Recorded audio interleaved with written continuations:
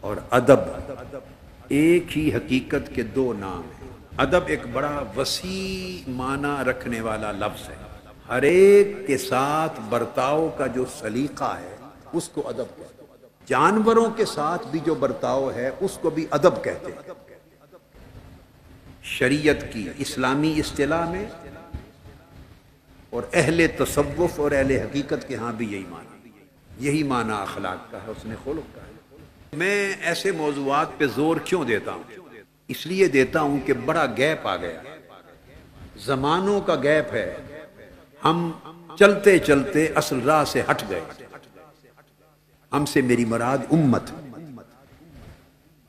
اس میں اہل علم بھی ہیں، عوام بھی ہیں، خواص بھی ہیں، پیروکار بھی ہیں، رہبر و رہنما بھی ہیں۔ ہماری ترجیحات بدل گئی ہیں۔ دین کا جو فہم ہے وہ ہمارا اس اساس پر، بنیاد پر قائم نہیں رہا جس پر چلا تھا۔ دین کا سفر شروع ہوا تھا۔ دیکھیے زمانہ جو گزرتا ہے تو حالات میں، اوقات میں، زمانوں میں تغیر آتے ہیں، نئے نئے حالات پیش آتے ہیں، حالات زندگیوں پر اثر انداز ہوتے ہیں، اور مختلف ملکوں میں مقامی تہذیب و ثقافت ہوتی ہے، مقامی حالات و واقعات ہوتے ہیں، وہ بھی انسانی فکر پر اثر انداز ہوتے ہیں۔ انسانی فکر انفرادی طور پر بھی اور اجتماعی طور پر بھی متاثر ہوتی ہے ان وقائع سے، واقعات سے، اور ان حالات سے، اور ان حادثات سے، ان معروضی حقیقتوں سے متاثر ہوتی ہے انسانی فکر اور انسانی طبیعت۔ جن حالات سے وہ معاشرہ، وہ لوگ گزر رہے ہوتے ہیں، پھر جو حالات اثر انداز ہوتے ہیں ہمارے اوپر، اس زمانے میں انسان وہی بولی بولتا ہے، لوکل سچویشنز کو ایڈریس کرتا ہے۔ میں ایک فینومینن آپ کو سمجھا رہا ہوں کس طرح تبدیلی آتی ہے۔ یہ 15 سالوں کی بات نہیں ہے، 15 صدیوں کی بات ہے۔ تجدید کیوں آقا علیہ السلام نے فرمایا کہ ہر 100 سال کے بعد میرے دین کی تجدید ہوگی؟ اگر یہ ایسے تغیرات نہ آئیں تو دین اسلام تو زندہ ہے قیامت تک، اس کی تجدید کی ضرورت کیوں پیش آتی؟ اللہ پاک نے فرمایا ہر صدی کے شروع میں میرے دین کی تجدید ہوگی، اور اس تجدید کا اثر اس پورے 100 سال تک پر حاوی ہوگا۔ اگلی صدی آئے گی، اس کے شروع میں یہ کام پھر اللہ کسی اور کو سونپ دے گا، پھر تجدید ہوگی میرے دین کی۔ انبیاء کی بعثت، انبیاء کا آنا بند کر دیا گیا آقا علیہ السلام کی بعثت کے بعد۔ اب آقا علیہ السلام کی امت کے اندر نبوت کے بدل کے طور پہ تجدید کے پروسیس کا اجرا کر دیا۔ یہ تجدید کیوں ہوتی ہے؟ اس لیے کہ حالات کے ساتھ تبدیلیاں آ جاتی ہیں، افکار میں، اعمال میں، احوال میں، سوچوں میں، سوچ کے پیمانوں میں، فتووں میں۔ اسی سے واعظ بنتے ہیں، حالات سے متاثر ہو کر، حالات سے متاثر ہو کر تقریریں ہوتی ہیں، انہی سے متاثر ہو کر تحریریں ہوتی ہیں، کتابیں لکھی جاتی ہیں، ایک معاشرہ چل رہا ہوتا ہے، اور آپ اس معاشرے کے ساتھ ساتھ اس کو ایڈریس کر کے آگے بڑھ رہے ہوتے ہیں۔ علم بھی ان مراحل سے گزر رہا ہوتا ہے، وعظ اور تقریر بھی انہی مراحل سے گزر رہی ہوتی ہے، فکر اور تحقیق بھی انہی مراحل سے گزر رہی ہوتی ہے۔ اس لیے آپ مختلف صدیوں کو کھنگالیں تو کبھی آپ دیکھیں گے جس عالم کو اٹھائیں وہ قرآن کے مسئلے پر، خلق قرآن کہ مخلوق ہے یا غیر مخلوق، اس پر بولتا نظر آئے گا۔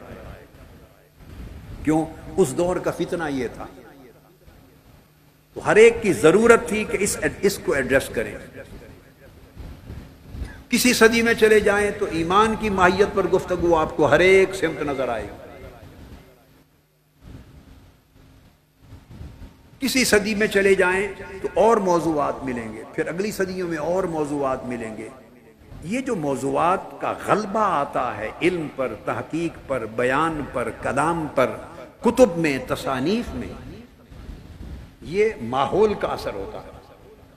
اس وقت کے تقاضے ہوتے ہیں، اس وقت کے تغیرات ہوتے ہیں، جو دینی فکر کو بدل رہا ہوتا ہے وہ زمانہ تغیر آ رہا ہوتا ہے، اور دین کی حفاظت کرنے والے ان تغیرات کی آندھیوں میں کھڑے ہو کر دین کے اصل چہرے کو بچا رہے ہوتے ہیں، اس کا دفاع کر رہے ہوتے ہیں، تاکہ گرد نہ پڑے، غبار نہ پڑے، اصل چہرہ اس کی خوبصورتی اوجل نہ ہو جائے، اور ان تغیرات کی زد میں آ کر اصل سوچ اور قدریں نہ بدل جائیں۔ اس طرح دین کی حفاظت ہو رہی ہے۔ زمانے گزر گئے، ان چیزوں پر توجہ نہیں رہی، نئے نئے موضوعات آ جاتے ہیں۔ آپ دیکھیں نا کسی ملک میں سیاسی آندھی چل پڑے، سیاسی حالات کی، سیاسی معاملات کی، تو وہ ساری جو سیاسی حالات کی آندھی روحانی ذوق کو متاثر کر دیتی، روحانی ذوق اور روحانی یکسوئی وہ نہیں رہتی جو اس سے قبل ہوتی۔ کبھی معاشی اقتصادی حالات اور اس کی پریشانیاں آ جاتی ہیں تو دوسرا علمی فکری ذوق نہیں رہتا۔ الغرض حالات ہمیشہ انسان کے ذہنوں کو، انسان کے ذہن کو، اس کی سوچ کو، اور پھر اس کے عمل کو، خطاب کو، تبلیغ کو، تقریر کو، تحریر کو، ہر چیز پہ اثر انداز ہوتا ہے۔ اور زمانہ اگر ساتھ ہی ساتھ اس کا ادراک کر کے دفاع نہ کیا جائے، نکھارا نہ جائے، اور بنیادی اساسی چیزوں پر زور دے دے کر پھر اجاگر نہ کیا جائے، اور زمانہ گزر جائے، تو گرد پڑتے پڑتے بالکل چہرہ بدل جاتا۔ آپ خود سفر کر کے آئیں، گرد و غبار ہو تو صابن کے ساتھ دھوتے ہیں نا، پانی سے صابن لگاتے ہیں تو چہرہ آپ کا اجلا تر و تازہ ہو جاتا ہے۔ تو دین کا بھی ایک چہرہ ہے، اور معاشرے کے حالات اس کے چہرے پر اپنی طرح طرح کے افکار، نظریات، خیالات اور تغیرات کی گرد ڈالتے ہیں۔ تو دین کے چہرے کو بھی بار بار دھونا پڑتا ہے، اجلا کرنا پڑتا ہے، تاکہ جیسا چمکتا دمکتا میرے آقا نے دیا تھا قیامت تک اسی طرح چمکتا دمکتا رہے۔ تو جہاں دین کے چہرے کو آدمی اجلا کر رہا ہوتا ہے، وہاں ہماری اپنی طبیعتیں، ہمارے دل بھی اجلے ہو رہے ہوتے ہیں۔ اللہ کا شکر ادا کرنا چاہیے جن لوگوں کو اللہ یہ توفیق دے، اور جو لوگ ایسے کام کی جو اجتماعی توفیق ہے اس کا حصہ بنے۔ سو میں بھولا ہوا سبق ہے، پرانی صدیوں میں اس سبق میں بڑی گونج تھی، بھولا بسرا ہو گیا، سبق بھول گیا، طبیعتیں لوگوں کی بھول گئیں، علم جو ہے وہ ان سے ہٹ گئے۔ تو میں بھولا ہوا سبق یاد دلاتا ہوں، اور کوئی چیز میرے پاس نہیں ہے، میرے پاس کوئی نئی چیز نہیں ہے، میں کسی کام کا نہیں ہوں، کچھ نہیں ہوں، صرف اتنا کام ہے، بھولا ہوا سبق یاد دلاتا۔ زمانے گزر گئے ہیں، بہت بڑے بڑے سبق تھے، بھول گئے، بس میں ان اسباق کو یاد دلاتا ہوں۔